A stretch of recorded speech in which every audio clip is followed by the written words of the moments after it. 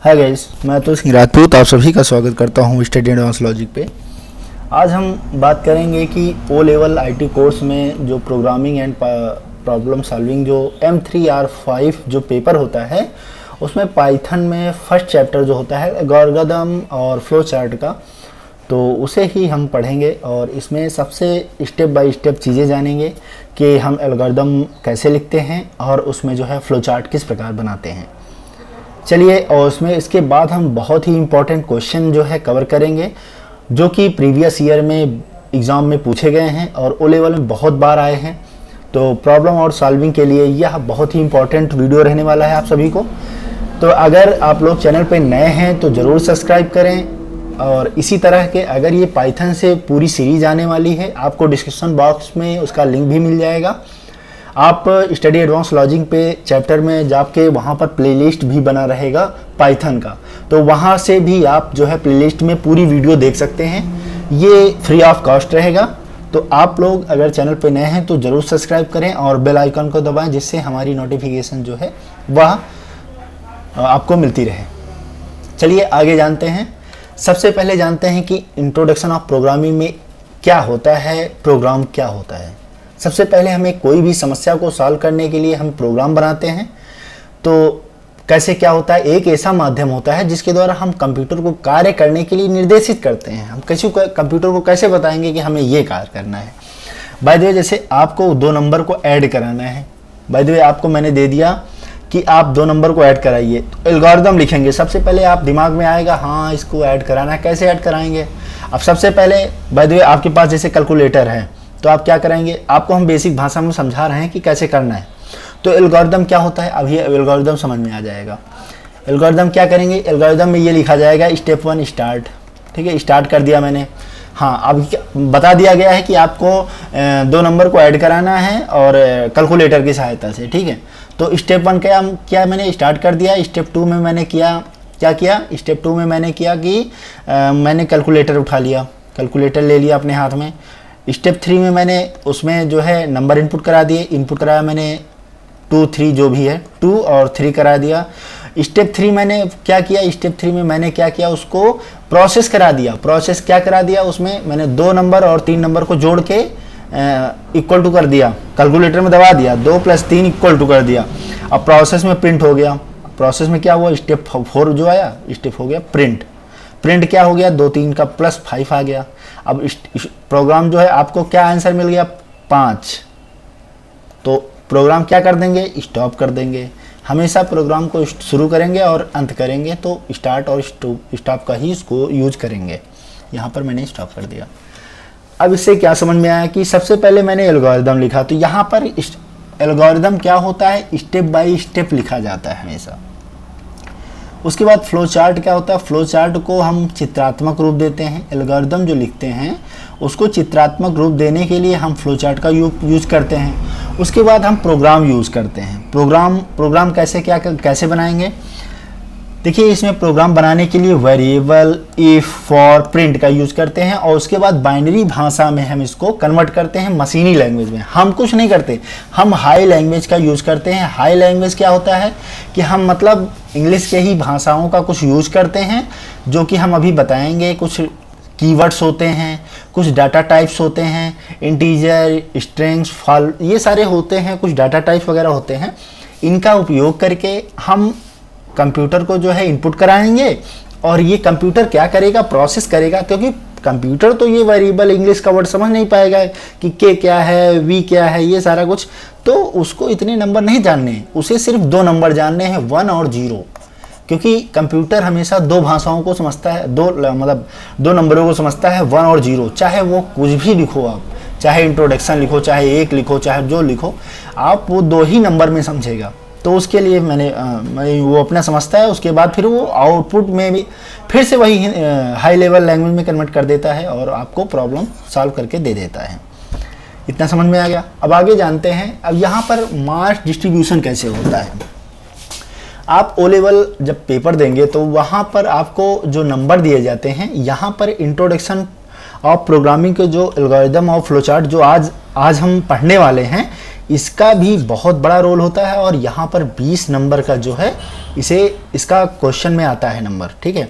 यहाँ पर आपको कुछ प्रॉब्लम सॉल्व कराएंगे, कुछ यहाँ पर ऑब्जेक्टिव होंगे, कुछ मिलान वाले होंगे, तो बहुत सारे क्वेश्चन आएंगे यहाँ से। 20 नंबर का एक बहुत बड़ा रेशियो आता है।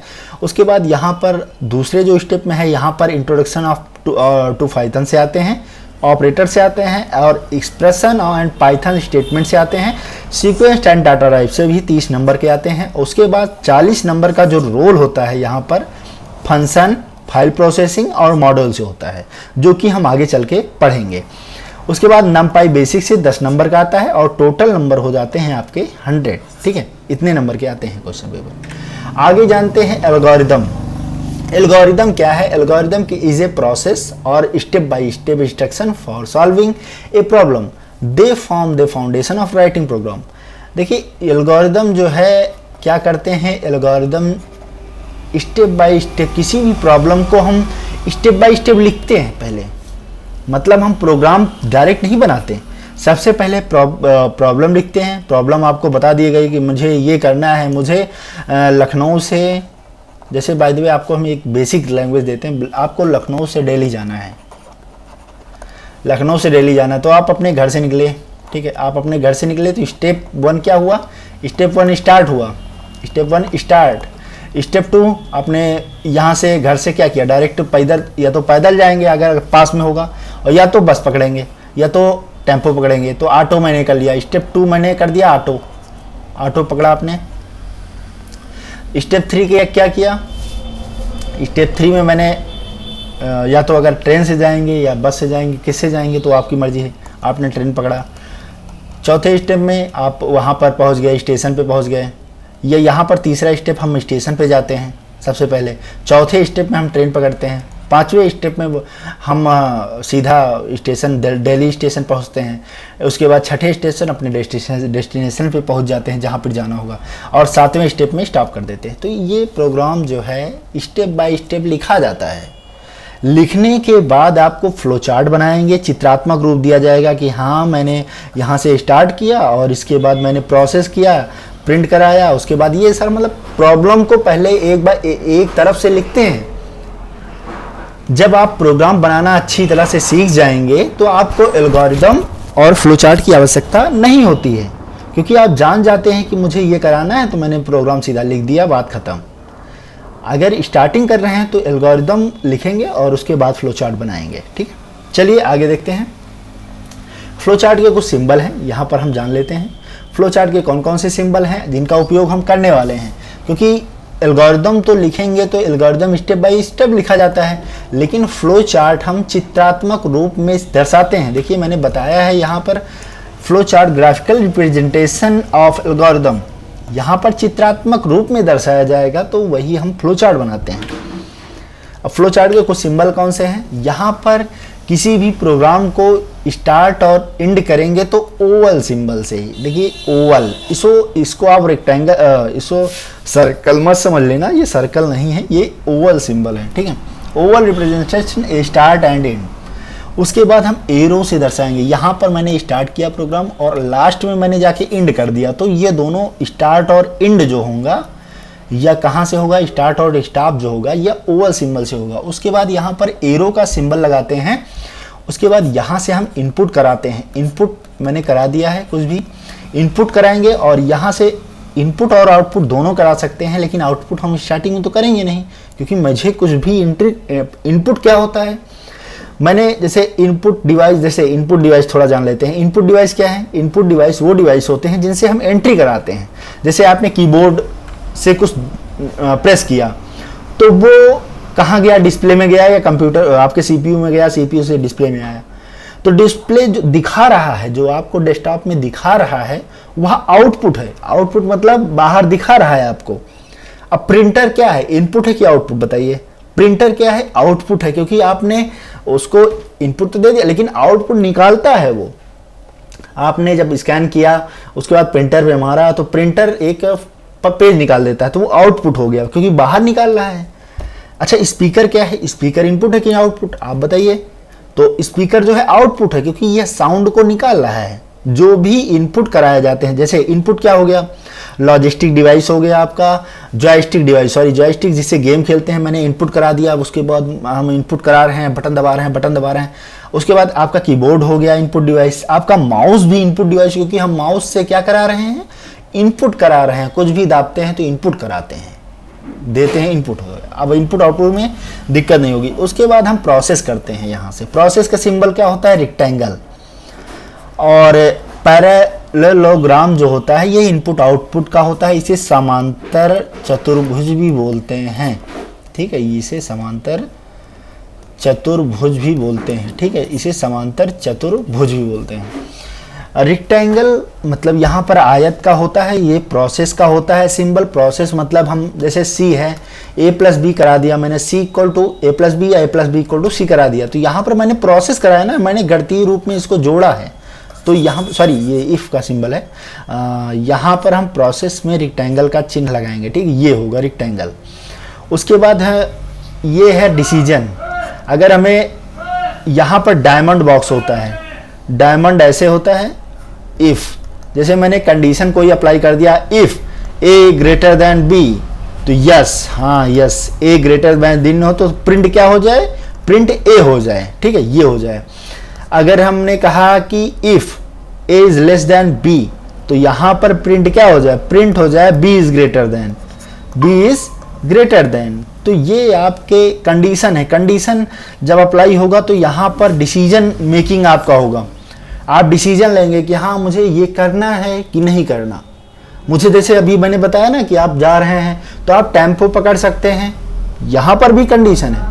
आप टेम्पो भी पकड़ सकते हैं, ऑटो भी पकड़ सकते हैं, आपके पास बहुत सारे ऑप्शन हैं, तो यहाँ पर कंडीशन अप्लाई होगा। ठीक है, ये चीज़ें हैं। प्रोसेस कराएंगे जब आपको कोई भी चीज़ें, ये चीज़ कर लिया तो आपने प्रोसेस करा दिया। तो आगे देखते हैं। अब हम यहाँ पर सबसे पहले बेसिक रूप से एक फ्लो चार्ट और एक एल्गोरिदम लिखेंगे, और यहाँ पर हम तीनों मतलब एल्गोरिदम को, फ्लो चार्ट को ऐड कराना, 3 नंबर इनपुट कराएंगे और उनको ऐड कराएंगे। ठीक है, 3 नंबर को हम ऐड कराने वाले हैं, एडिशनल ऑफ 3 नंबर्स। तो स्टेप 1 क्या करेंगे हम, देखिए एल्गोरिदम यहाँ से लिख रहे हैं। एल्गोरिदम कैसे लिखा जाता है, देखिए स्टेप 1 स्टार्ट कर दिया मैंने। स्टेप 2 ए बी सी, मैंने 3 नंबर इनपुट करा दिए। स्टेप 3 जो है सम करा दिया तीनों को। सब में मैंने क्या कराया कि मैंने ए और बी, ए प्लस बी प्लस सी ऐसे ही लिख दिया एज इट इज। मतलब आपको प्रोग्राम ऐसे ही लिखना है और कुछ नहीं करना। उसके बाद चौथा स्टेप क्या है, मैंने प्रिंट करा दिया, सम कर दिया। सम क्या है, ये मैंने प्रिंट कर दिया कि मेरा प्रिंट हो जाए क्या, सम को। तो जैसे मैंने, अगर हम यहाँ पर ए का मान 5 रखे होते, बी का मान A equal to 5, B equal to 6 and C equal to 7 इतना रखे, तो यहाँ पर सम का मान क्या आता है बताइए, 5 + 6 और +6, 6 5 11 7 18।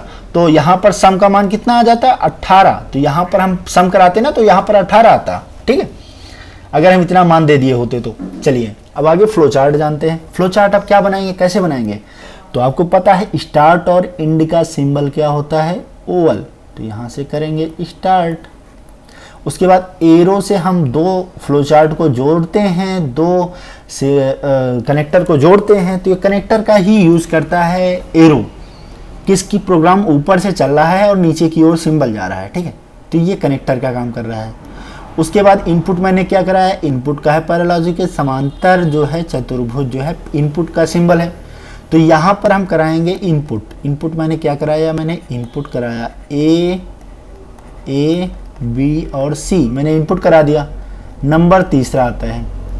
अब इनपुट कराने के बाद हम क्या कराएंगे, प्रोसेस, क्योंकि हम जोड़ रहे हैं ना, तो जोड़ने का मतलब होता है प्रोसेस कराना। तो प्रोसेस का क्या है, रेक्टेंगल, आयत। रेक्टेंगल क्या गया, मैंने सम लिखा यहाँ पे, sum equal to A plus B और प्लस सी कर दिया यहाँ पे। उसके बाद फिर क्या किया, मैंने आउटपुट किया। तो इनपुट और आउटपुट का सिंबल क्या हुआ, इनपुट और आउटपुट का सिंबल हुआ। अब यहाँ पर हम प्रिंट करें इनपुट और आउटपुट का पैरेंथेसिस या समांतर चतुर्भुज वाला जो है एरिया जो है वह इसका हुआ। ठीक है, तो प्रिंट कराएंगे सम को, मैंने प्रिंट करा दिया। अब उसके बाद लास्ट में प्रोग्राम ख़त्म हो गया। तो यहाँ पर स्टार्ट और स्टेप स्टॉप का जो है सिंबल जो है ओवल लिख दिया मैंने। तो ये फ्लो चार्ट बेसिक रूप से कंप्लीट, तो आप सभी को समझ में आ गया होगा आई थिंक। अब चलिए आगे कुछ क्वेश्चन करेंगे। यहाँ पे देखिए ये मैंने इनपुट भी करा दिया, बनाने की आवश्यकता ही नहीं थी। देखिए ये देखिए सेम एज इट इज़ जैसा लिखा था वैसे ही इनपुट हुआ है। आगे जानते हैं, अब कुछ ऑपरेटर को समझ लेते हैं। यहाँ पर इनका उपयोग बहुत ज़्यादा होने वाला है इन्हीं का, ठीक है। तो ऑपरेटर क्या होते हैं, ये देखिए आप सभी को आपने जब 5th में रहेंगे या 3 में, 2nd में, आजकल तो स्टार्टिंग में ही पढ़ा देते हैं 1-2 में ही कि ग्रेटर देन और लेस देन क्या होता है। तो आप सभी को पता है ये लेस देन का चिन्ह होता है। जैसे मैंने ए लेस देन बी लिख दिया, फिर ए ग्रेटर देन बी लिख दिया कि ए बड़ा है। अब ये लेस देन का मतलब हुआ कि ए छोटा है बी से। लेस देन मतलब ए छोटा है बी से, और ग्रेटर देन मतलब ए बड़ा है। जैसे मुंह इधर रहेगा ना, तो ये जिसकी तरफ मुंह रहेगा, देख लीजिए इसका मतलब ये हुआ कि जिसकी तरफ ये मुंह रहेगा, ये जिसका तरफ मुंह खुला है वो बड़ा है भाई, क्योंकि बड़ा आदमी को दिखा रहा है कि हाँ ये बड़े हैं, तो मतलब ए छोटा है। तो यहाँ पर हम लेस देन का मतलब ए छोटा है बी से, और इसका मतलब ए बड़ा है बी से, ठीक है। तो अब समझ में आ गया कि जिसकी तरफ मुंह बड़ा रहेगा वो, जिसकी तरफ मुंह खुला रहेगा वो बड़ा है, तो समझ लेना। अब यहाँ पर लेस देन और इक्वल टू मतलब ये बड़ा भी है और बराबर भी है। A less than equal to B, तो मतलब या तो जैसे मान लीजिए ए का वैल्यू 5 है और बी की वैल्यू 6 है, तो 6 तो ठीक है, ग्रेटर देन हुआ। लेकिन 5 और 5 है, 5 इक्वल टू 5 है, तो ये बड़ा भी है और बराबर भी है। मतलब कभी बराबर भी हो सकता है और बड़ा भी हो सकता है, ठीक है। तो ये 5 और 6 दोनों हो सकते हैं, ठीक है, ये है। अब यहाँ पर भी मतलब ए बड़ा भी है और बराबर भी है, तो यहाँ पर क्या करेंगे, यहाँ जिसकी तरफ मुंह खुला है वो तो बड़ा है और बराबर भी हो सकता है, ठीक है। इसलिए अब ए इक्वल टू बी, ए बराबर, अब यहाँ पर एक बराबर तो लिखते नहीं है क्योंकि हमें बराबर बराबर दिखाना है, ठीक है। ए बराबर भी मतलब ए बराबर है बी के, 2 बार इक्वल टू का चिन्ह लगाते हैं। नॉट इक्वल टू का चिन्ह ये होता है मतलब ए बराबर नहीं है बी के, ठीक है, तो ये नॉट इक्वल टू का चिन्ह है। चलिए आगे देखते हैं। अब यहाँ पर मैंने कुछ एडिशनल मैथमेटिकल ऑपरेटर होते हैं, इनको आप स्टार्टिंग में ही पढ़ते हैं, कोई यहाँ पर बहुत बड़ा चीज़ नहीं है। तो यहाँ पर पाइथन में एडिशनल ऑपरेटर होते हैं ए बी। अब ए बी को ऐड कराना है मुझे, तो क्या करेंगे हम, यहाँ पे ए प्लस बी कर दिया मैंने, ठीक है। अब ए बी मतलब समझ जाएंगे कि आपको जोड़ना है, किसी 2 नंबर को जोड़ देना है। यहाँ पर घटा देना है, सब्सट्रैक्शन का माइनस का प्रयोग करता है जैसे कि आप करते आए हैं। उसके बाद स्टार, देखिए गुणे का चिन्ह तो ये होता नहीं है मैथ में, तो यहाँ पर हम स्टार को ही जो है, स्टार जहाँ पर बना होता है उसको हम मल्टीप्लाई का चिन्ह मानते हैं। और ये जो स्लैश है, जो इसको स्लैश बोलते हैं, ये जो होता है यह डिवाइस का मतलब a डिवाइड बाई 5 जैसे जो भी है, ठीक है। जो तो डिवाइड का यहाँ से उपयोग होता है डिवाइड बाई b, तो ये डिवीजन का होता है। मॉड्यूलस क्या होता है, अब मॉड्यूलस देखिए यहाँ पर लिखा भी हुआ शेष फल।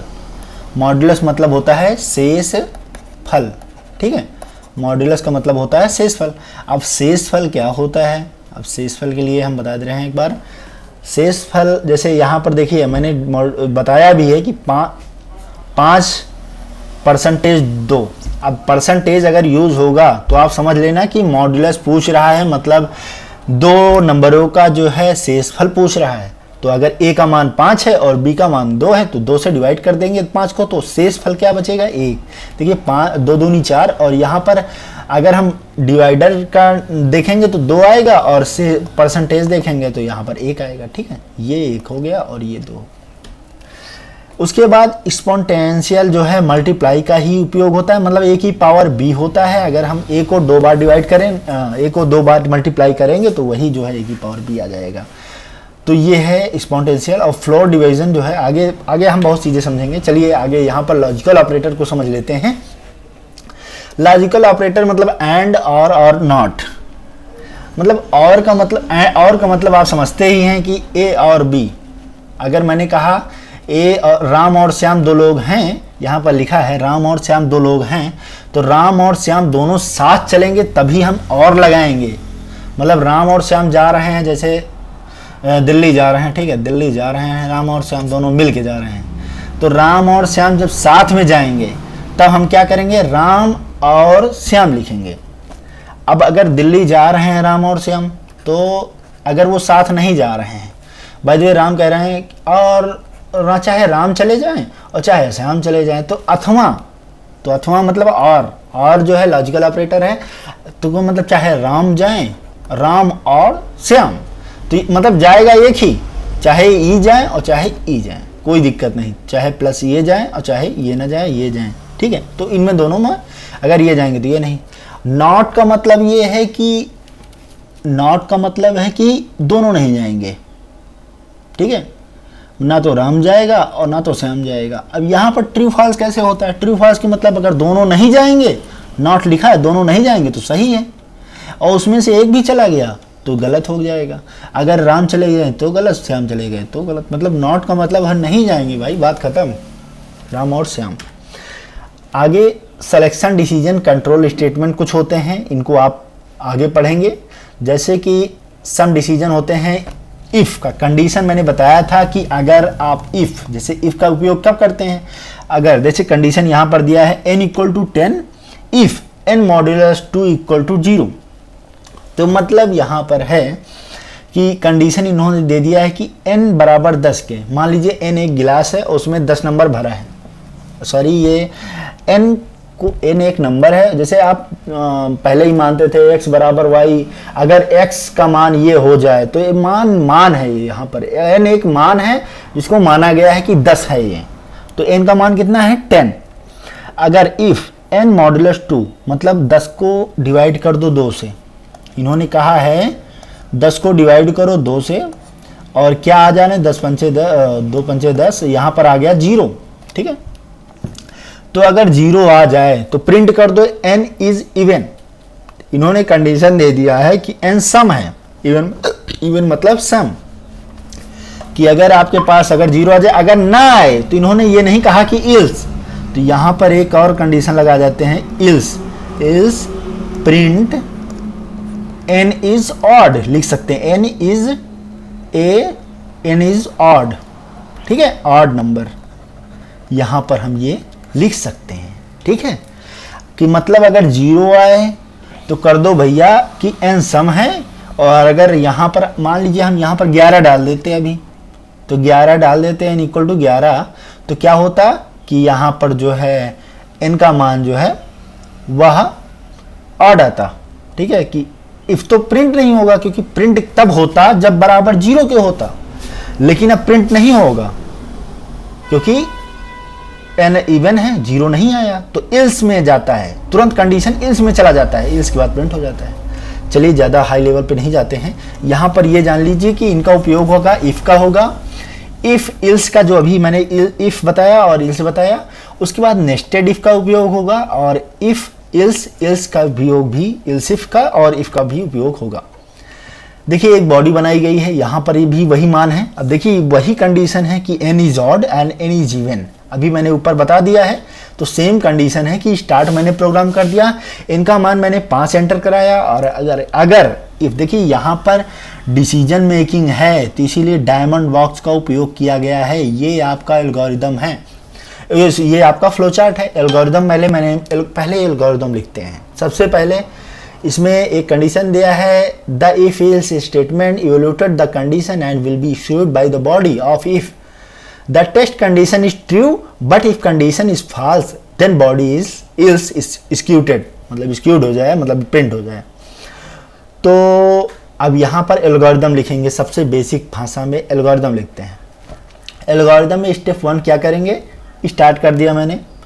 स्टेप 2 में मैंने इनपुट करा दिया, n का मान 5 है। उसके बाद स्टेप 3 में मैंने एंट्री कराया क्या, if n modulus 2 equal to 0, इनका मान जो है अगर 0 होता है, इफ मतलब होता है अगर, हिंदी में भी समझ लीजिए कोई दिक्कत नहीं है। इफ अगर n का जो शेषफल आता है वह 0 आता है, मॉड्यूलस मतलब शेषफल n divide by n modulus 2 equal to double equal to लगी है ना, तो इसको 0, तो क्या हो जाए, प्रिंट हो जाए कि n इज इवन, तो n क्या है, सम है। स्टेप 4 लिखा है इल्स क्या हो जाए, प्रिंट। देखिए स्टेप 3 में ही हम इसको इल्स कराएंगे और 4 में भी करा सकते हैं। इल्स प्रिंट हो जाए n इज ऑड, उसके बाद स्टेप 5 जो होगा स्टॉप हो जाएगा प्रोग्राम, बात खत्म। अब इसका फ्लो चार्ट बना देते हैं। फ्लो चार्ट देखिए बना है, यहाँ पर फ्लो चार्ट बना है। स्टार्ट किया मैंने इनपुट कराया ये वाले लोगों से, मतलब समांतर चतुर्भुज से, क्योंकि इनपुट और आउटपुट का सिंबल ये होता है।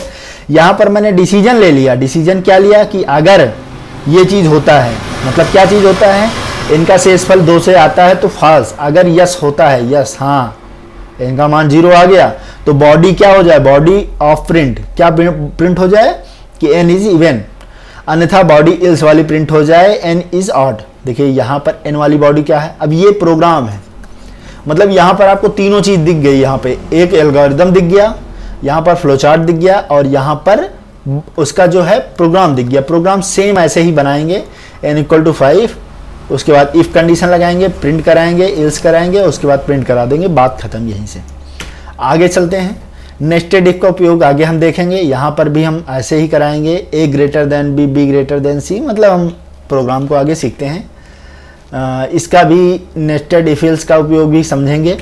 बहुत सारी चीज़ें हैं यहाँ पर। रिपीटेशन, उसका फॉर लूपिंग, मतलब किसी चीज़ का हम कितनी बार उपयोग करेंगे, उसको घुमा घुमा के, मतलब हमको अगर 1 से 10 तक मान लीजिए पहाड़ा आपको लिखना है कि 13 का पहाड़ा लिखिए, 13 टेबल लिखिए, तो हम क्या कराएंगे, मल्टीप्लाई कराएंगे कि 13 × 2, तो 1 2 का तो लूपिंग चलेगा, 1 2 का 1 2 और 13 वही नंबर रहेगा, तो लूपिंग मतलब एक नंबर बढ़ा के गुणा करा दो, एक नंबर बढ़ा के। तो हम प्रोग्राम को क्या संदेश देंगे, प्रोग्राम से ये कहेंगे, प्रोग्राम को हम एक नंबर इनपुट ऐसा कराएंगे कि प्रोग्राम लूप चला दे कि मतलब जब तक ये सेटिस्फाइड ना हो जाए कि n का मान 11 ना हो जाए, n is not greater than 11, तो तब तक यह लूप चलता रहे, मतलब 10 तक गुणा करिए, 13 × 9 13 डॉट डॉट डॉट 13 × 10, उसके बाद 13 × 11 हो जाए तो ब्लॉक हो जाए, वहीं से कहानी खत्म। तो मतलब हमें टेबल मिल जाएगा खट्टे से। तो इस तरह जो है रिपीटेशन का भी उपयोग करेंगे हम। लेकिन सबसे पहले हम एल्गोरिदम ऑफ फ्लोचार्ट को आज हम कुछ सॉल्व करेंगे। अब यहाँ पर हम एक्सरसाइज जो है करने वाले हैं एल्गोरिदम और फ्लोचार्ट का। तो पहला ही क्वेश्चन है यहाँ पर, हमें find the sum of 2 number, हमें 2 नंबर को जोड़ना है, 2 नंबर को जोड़ना है। तो सबसे पहले हम एल्गोरिदम लिखते हैं। एल्गोरिदम में क्या लिखेंगे, एल्गोरिदम में हम लिखते हैं स्टेप 1।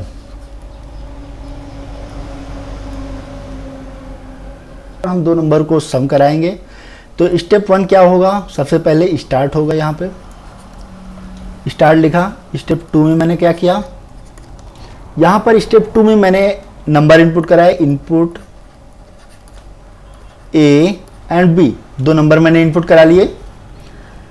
स्टेप 3 में क्या करेंगे हम, मैंने सम करा दिया, sum equal to A plus B, मैंने सम करा दिया। स्टेप 4 मैंने लिखा। अब सम कराने के बाद मुझे क्या कराना है, प्रिंट। यहाँ पे क्या कराना है, प्रिंट सम, मतलब सम वाला नंबर जो है प्रिंट हो जाए। स्टेप 5 में मैंने क्या किया, प्रोग्राम जो है क्लोज या स्टॉप कर दिया मैंने। ठीक है, ये आपका एल्गोरिदम हो गया। अब मैं फ्लो चार्ट बनाऊंगा। यहाँ पे फ्लो चार्ट मैंने स्टार्ट किया इससे, ओवल से, उसके बाद मैंने एरो का टच चिन्ह लगाया और यहाँ पर हम इनपुट कराएंगे समांतर चतुर्भुज से।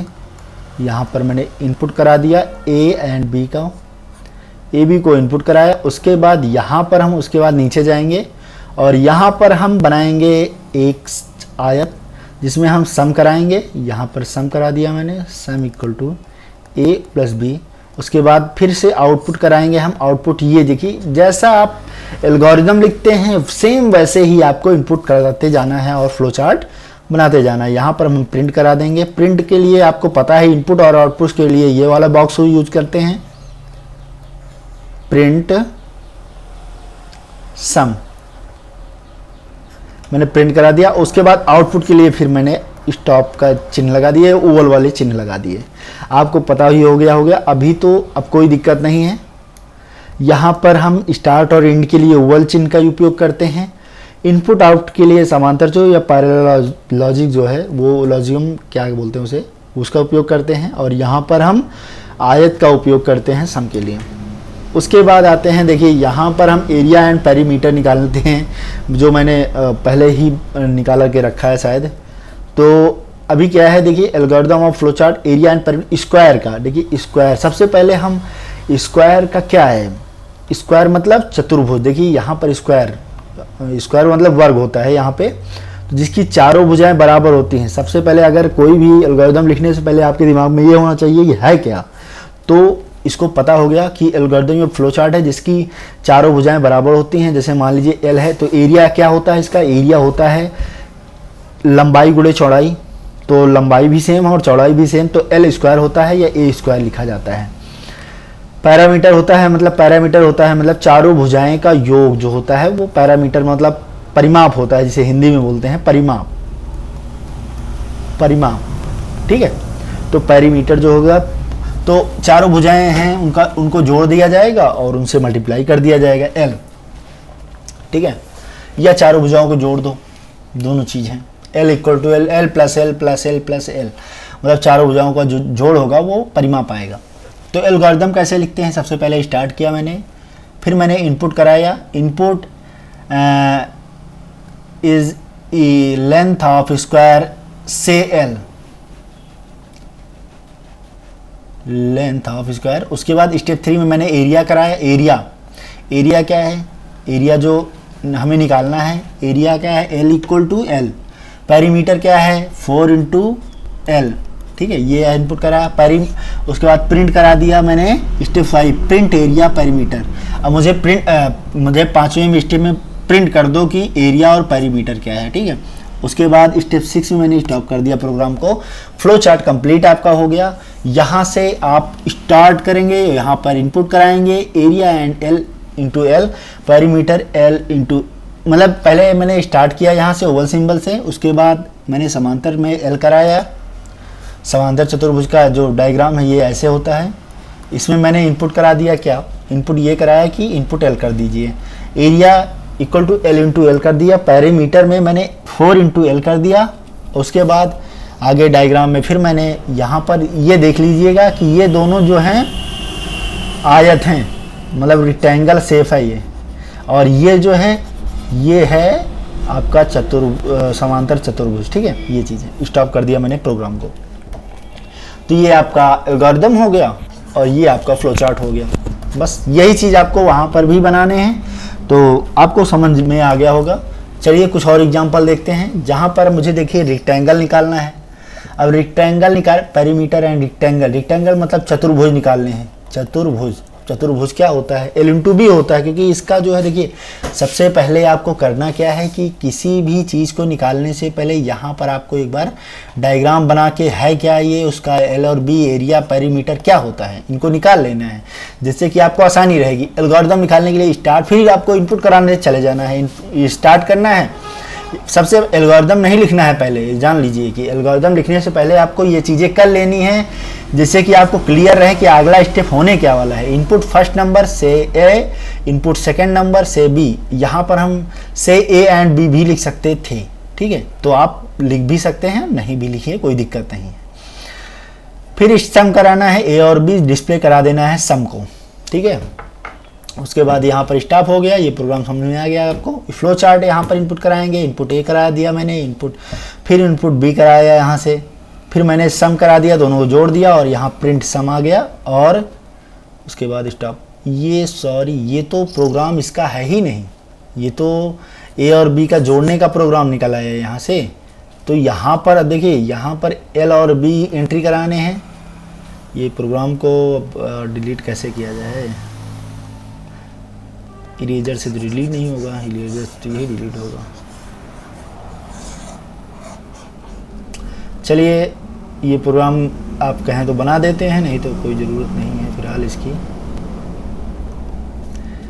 अब इसका कलर चेंज करना पड़ेगा क्योंकि ये जो है ब्लू कलर का यूज़ करते हैं। हाँ, अब यहाँ पर देखिए मैंने स्टार्ट यही करना है।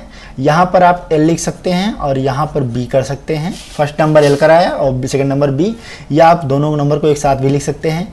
यहाँ पर आपको एरिया प्रिंट कराना है, area equal to L into B कर देना है। यहाँ पर स्टेप 5 लिख देना है। यहाँ पर जो डिस्प्ले हुआ है डिस्प्ले को आपको करा देना है। डिस्प्ले में एरिया एंड पेरीमीटर करा देना है। यहाँ पर एरिया में ये कराना, पेरीमीटर लिख के एक और करा देना है, 4 इंटू एल इंटू बी कर देना है। बस इतना करना है। प्रोसेस 2 बार कहने का मतलब यहाँ पर होगा बस। बाकी डिस्प्ले और एरिया जैसे आप प्रीवियस में देखे हैं वैसे ही होगा यहाँ पे। यहाँ पर मैंने एल और बी दोनों करा दिया और इसको मैंने समांतर चतुर्भुज बना दिया। और यहाँ पर हम कराएंगे एरिया, लिख देंगे area equal to L into B, और यहाँ पर पेरीमीटर लिखेंगे। पेरीमीटर क्या होगा, 4 इंटू एल इंटू बी, ये कर देना है 4 इंटू एल इंटू बी। और उसके बाद यहाँ पर प्रिंट करा देना है। प्रिंट क्या कराएंगे, यहाँ पर एरिया एंड पेरीमीटर, ठीक है। यहाँ पर दोनों चीज़ एंट्री करा देंगे और उसके बाद प्रोग्राम स्टार्ट। अगला देखते हैं एल्गोरिथम फ्लो चार्ट।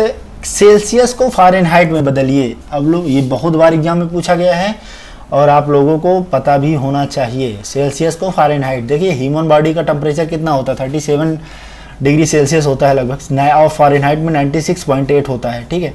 तो हम कैसे कन्वर्ट करेंगे, कैसे क्या होता है, सबसे पहले हम इसका फार्मूला लिखेंगे क्योंकि आप सेल्सियस से फ़ारेनहाइट में कन्वर्ट करने वाले हैं। तो फ़ारेनहाइट F इक्वल टू क्या होता है, F इक्वल टू होता है 9C/5 होता है एल्गोरिथम। अब फ़ारेनहाइट को सेल्सियस में कन्वर्ट कराना, ये आपके लिए होमवर्क मैंने दे दिया है पहले से ही कि आप F-32 और उसके बाद 5 से मल्टीप्लाई करेंगे, 9 से डिवाइड करेंगे, मतलब फार्मूला ये चीज़ रहेगा। फार्मूला आपको दे दिया गया है।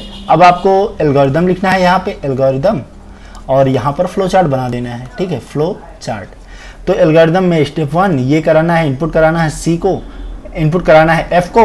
इसके बाद यहाँ पर उसके बाद प्रोसेस करा देना है F-32 मल्टीप्लाई बाई 5 और डिवाइड बाई 9, ये करा देना है। और उसके बाद जो है आपको प्रिंट करा देना है C को, ठीक है, C इक्वल टू कर देना है। तो ये चीज़ें आप फ्लो चार्ट में बना देंगे। उसके बाद algorithm and flow chart to find area and perimeter. यहाँ पर एरिया दिया गया है, सर्कल ऑफ एरिया। देखिए एरिया में πr² होता है, पेरीमीटर में 2πr होता है, पाई का मान होता है 3.15। देखिए किसी भी सर्कल को एंट्री कराने से पहले देखिए यहाँ पर एरिया आपको पता है कि πr² होता है सर्कल का मान, क्षेत्रफल होता है, और उसके बाद उसका परिमाप जो होता है 2πr होता है। अब यहाँ पर आप एक काम कर सकते हैं, पाई का मान 3.14 भी लिख सकते हैं और 22/7 भी लिख सकते हैं। फिर स्टेप 1 में मैंने स्टार्ट कराया और स्टेप 2 में मैंने यहाँ पर रेडियस 2 से, जिसे हम r से डिनोट कर दिए। स्टेप 3 में मैंने area equal to 3.14 multiply by r कर दिया है मैंने, ठीक है। मल्टीप्लाई का चिन्ह यहाँ पर स्टार होगा, ठीक है, ये चीज़ है। और उसके बाद स्टेप 4 में पेरीमीटर 2 इंटू 3, पेरीमीटर मतलब परिमाप, 2πr होता है ना, तो 2 इंटू पाई का मान मैंने 3.14 रख दिया, r कर दिया।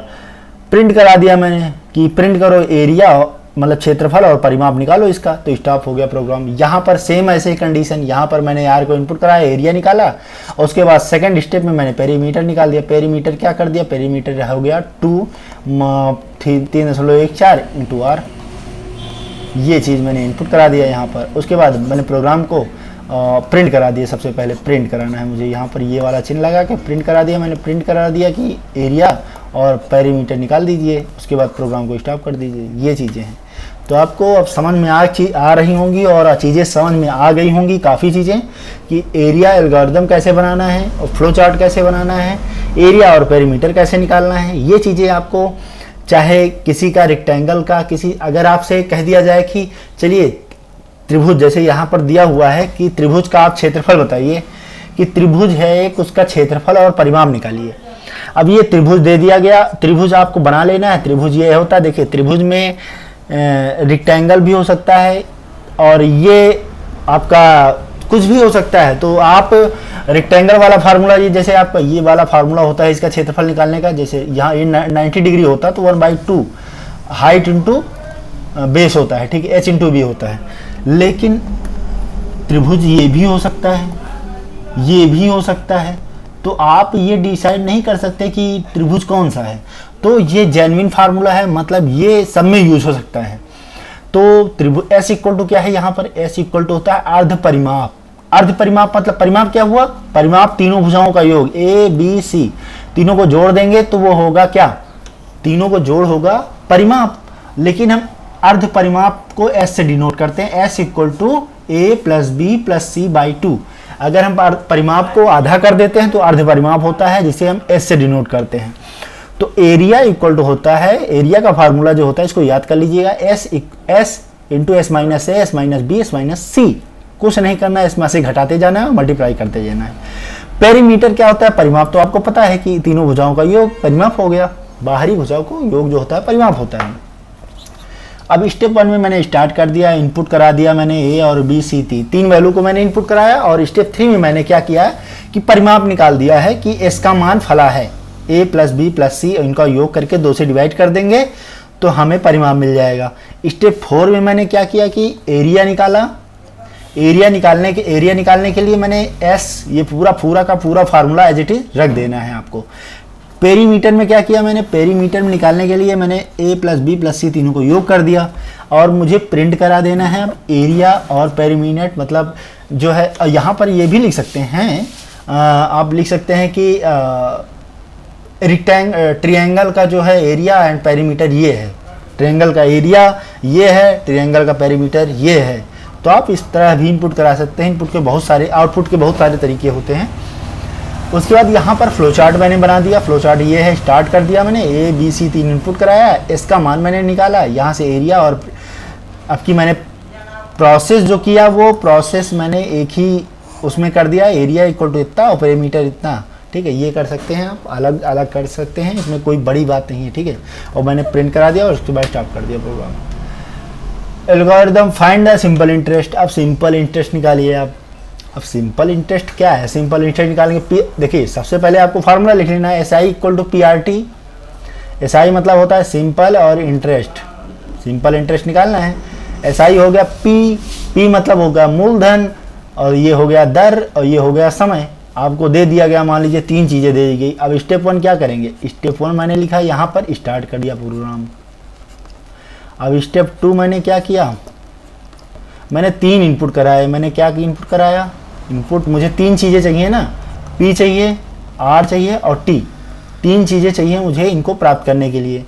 तो स्टेप 4 मैंने क्या किया, स्टेप 3 मैंने क्या किया, अब मुझे प्रोसेस करा देना है। एस आई इक्वल टू क्या कर देना है, P into R, P into R into T, और उसके बाद इसको ब्रैकेट में कर देना, मल्टीप्लाई बाई 100 कर देना है। तो ये एस आई निकल आएगा यहाँ से, सिंपल इंटरेस्ट। और फिर मुझे स्टेप 4 में क्या करना है, यहाँ से मुझे प्रिंट करा देना है, क्या प्रिंट करा दे, सॉरी हाँ, प्रिंट करा देना है एस आई का मान, कि सिंपल इंटरेस्ट इज, या तो लिख सकते हैं simple interest is S I लिख सकते हैं। उसके बाद स्टेप 4 में कर सकते, स्टेप 5 में मैंने मुझे प्रोग्राम स्टॉप कर देना है। ये चीज़ें हैं बेसिक चीज़ें। फ्लो चार्ट मुझे बनाने के लिए क्या करना है, यहाँ पर स्टार्ट कर देना है, स्टार्ट किया। यहाँ पर फिर मैंने इनपुट कराना है, इनपुट करा दिया। यहाँ पर इनपुट क्या कराया, P R और T का मान, तीनों को इनपुट करा दिया। और इसका जो है ये वाला जो है सिंबल समांतर श्रेणी वाला लगा दिया। उसके बाद यहाँ पर मुझे प्रोसेस करा देना है। प्रोसेस मैंने S I equal to P R T तीनों को करा के और डिवाइड कर देना है 100 से। तो इसको हम चतुर्भुज में रखेंगे और ये चतुर्भुज हो गया। उसके बाद फिर मुझे आउटपुट कराना है। आउटपुट क्या कराना है, एस आई का मान। तो यहाँ पर प्रिंट करना है, प्रिंट क्या करना है, एस आई। अब मुझे ये वाला चिन्ह लगा देना है फिर से, समांतर वाला। उसके बाद आउटपुट करा देना है। यहाँ पर प्रोग्राम हो गया स्टॉप। ये फ्लो चार्ट बन गया आपका। इसी तरह आपको सी आई निकाल लेना है। इसी तरह आपको स्वैप। अब सबसे इम्पॉर्टेंट क्वेश्चन और सबसे जो बहुत बार एग्जाम में पूछा गया है कि 2 नंबरों को स्वैप कराना using the temporary variable. Is that mean आपको 2 नंबर को घुमा देना है। जैसे यहाँ पर मैंने दे रखा है कि a का मान 5 था और b का मान 10 था। अब इन दोनों को ऐसा क्या किया जाए कि इन दोनों का मान जो है स्वैप हो जाए, कि a का मान 10 हो जाए और b का मान जो है 5 हो जाए। कैसे किया जाए बताओ? एक तीसरे की ज़रूरत ले लो तुम और कर दो मुझे, ठीक है। अब जैसे यहाँ पर मैंने प्रोग्राम लिखा, मैंने स्टार्ट किया। अच्छा पहले समझा देता हूँ तो उससे थोड़ा सा आसानी हो जाएगी, है ना, कि पहले प्रिंट प्रोग्राम लिख दें। चलिए प्रोग्राम पहले लिखते हैं। अच्छा स्टार्ट किया मैंने, इनपुट कराया a equal to B, B equal to 5। मैंने दो इनपुट करा दिए कि a का मान 5 है और b का मान 10 है। उसके बाद प्रिंट बिफोर स्वैपिंग, तो पहले ही प्रिंट कर दो भैया, कि प्रिंट कर दें कि a का मान 5 है और b का मान 10 है। मतलब प्रिंट कर दो, दिखा दो कि हाँ भाई स्वैप अभी नहीं किए हैं, और बिफोर स्वैपिंग मतलब बिफोर स्वैप के पहले ही हम बता दे रहे हैं कि इतना मान है। बाद में ये ना कहना कि हाँ ये मान चेंज हो गया। तो उसके बाद स्वैप के बाद स्टेप 4 में c इक्वल टू 5 कर देना है। एक तीसरा वेरिएबल कौन सा है? c एक वेरिएबल ले लिया मैंने, c का मान a कर दिया। अब चले पहले बता देते हैं क्या है। कहानी है मान लीजिए राम और श्याम की, और ये हैं गीता। 3 लोग हैं। तो राम की वैल्यू है 10, ठीक है, और श्याम की वैल्यू जो भी हो। तो राम की वैल्यू कितनी है? 10, सॉरी 5 कर दो यहाँ पे। ये यही रख देते हैं, नहीं तो भी समझ में नहीं आएगा फिर भी आपको। एक मिनट, 1 सेकंड बता रहे हैं।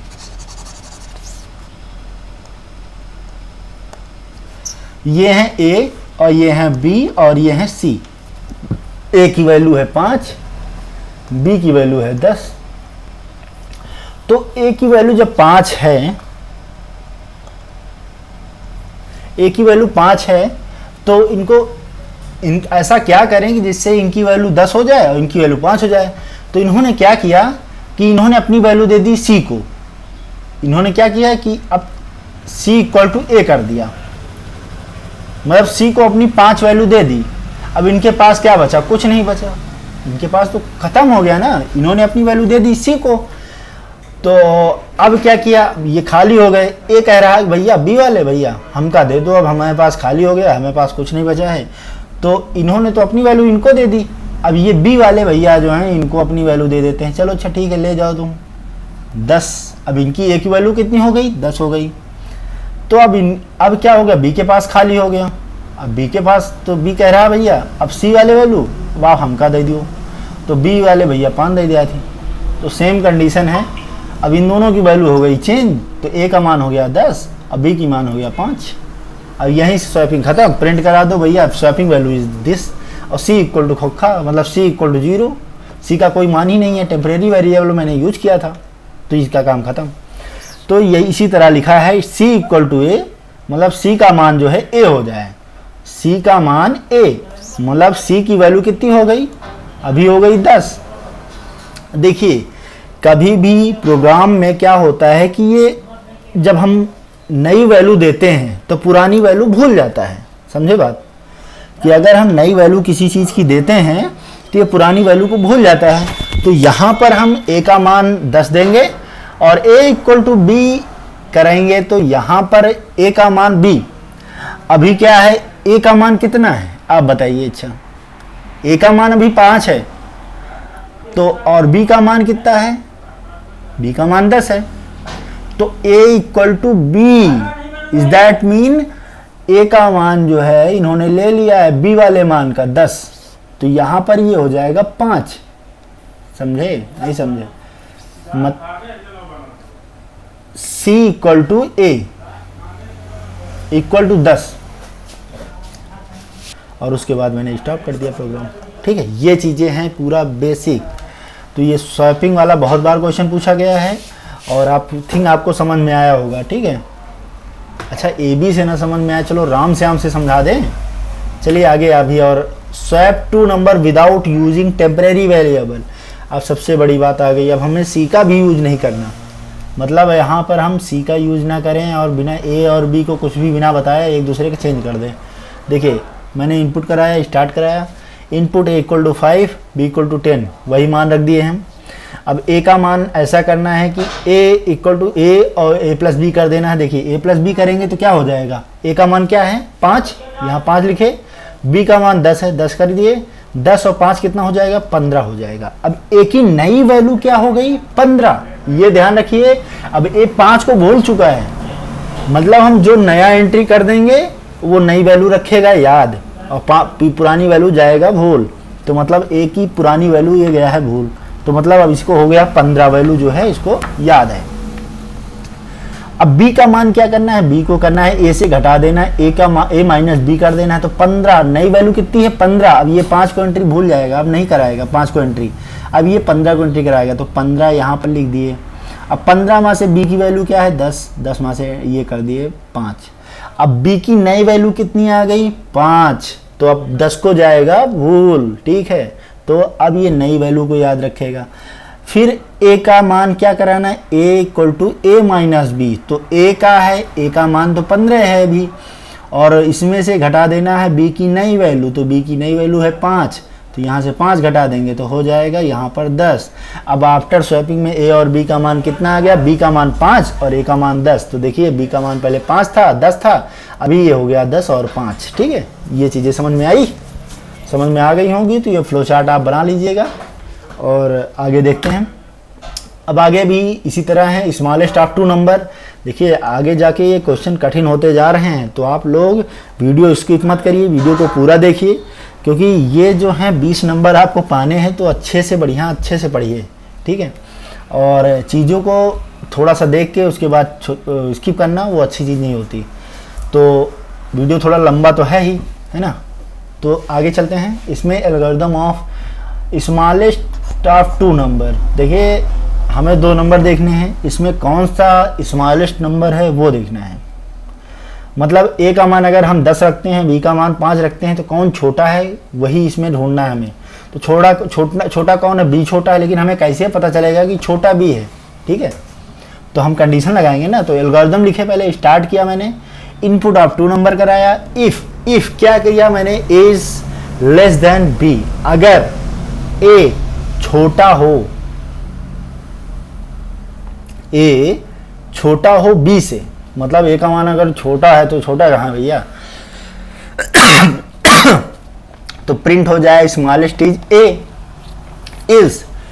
इल्स मतलब होता है कि अगर जैसे अगर मैंने कहा कि ये चीज ना हो तो मैंने आदमी कहता नहीं कि अगर ये ना हो तो ये कर दो फिर, ठीक है। तो उसी तरह होता है इफ, अगर ये ना हो तो print smallest number is a, अगर ना हो तो करना है इल्स, मतलब होता है तो, समझो। तो else print smallest of B, ठीक है। ये चीज है कि अगर ये ना हो तो भैया ये कर दो। तो इसी तरह प्रोग्राम भी लिख दिए। अब यहाँ पर स्टार्ट का सिंबल ये है, इनपुट करा दिया ये बी। इफ कंडीशन है यहाँ पे, देखिए कंडीशन का सिंबल डायमंड होता है, तो ये डायमंड शेप बना दिया मैंने। इफ अगर ए इज लेस देन बी तो यस कर देना है। देखिए इसको आप अपने नोटबुक में लिखते जाइए, वीडियो को पॉज करके लिखते जाइए, ये हमेशा के लिए हो जाएगा आपके लिए, ठीक है। क्योंकि अगर आप आज देखते हैं, देखने के बाद भूल जाते हैं, फिर उसके बाद दिक्कत होती है ना। तो आप अगर नोटबुक में एक बार देख लेंगे खोल के, हाँ भैया ये चीज़ तो बहुत बिल्कुल समझ में आ गई थी, लेकिन हम नोट कर लिए हैं, बढ़िया समझ में आ जा रहा है। तो print smallest number is smallest is A, print smallest is B. अगर ए छोटा हो, यस हाँ छोटा है भैया ए, तो प्रिंट हो जाए स्मॉलेस्ट इज बी। अगर नहीं करोगे, नहीं ए छोटा नहीं है बल्कि बी छोटा है, तो नो कर दोगे, तो स्मॉलेस्ट इज बी, तो बी छोटा है। समझ में आ गया। अब आगे बढ़ते हैं। Algorithm of flow chart find to largest number. अब सेम यही कंडीशन, ए कंडीशन यही है कि अब यहाँ पर इफ वाले कंडीशन की जगह यहाँ पर ए ग्रेटर देन बी कर देना है, ठीक है। प्रिंट बी एल से ये कर देना है। Algorithm and flow chart find to largest of 3 number. अब 3 नंबरों में यही करना है, तो स्टार्ट करना है ए बी सी 3 नंबर में। तो A greater than B greater than C, बहुत सारे क्वेश्चन हैं। आप इवन नंबर बिटवीन 1 to 50, अब इवन नंबर फाइंड करना। देन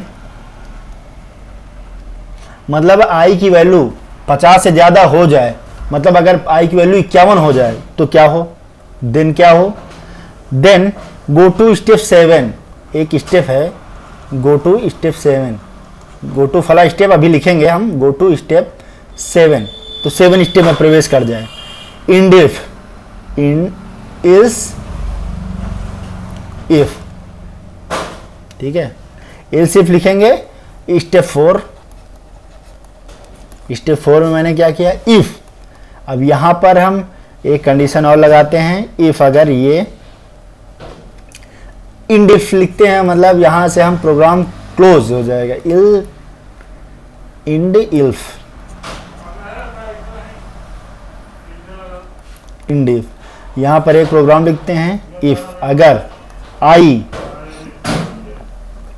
डबल ब्रैकेट लगाते हैं यहां पे, आई मॉड्यूलस 2, मतलब आई को 2 से भाग दिया जाए और यह बराबर हो जाए किसके, आई को 2 से मैंने मतलब शेषफल आ जाए कितना, शेषफल आ जाए 0, तो देन क्या हो जाए,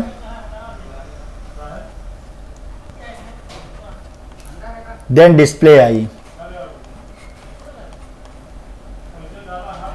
सॉरी बराबर 2 से,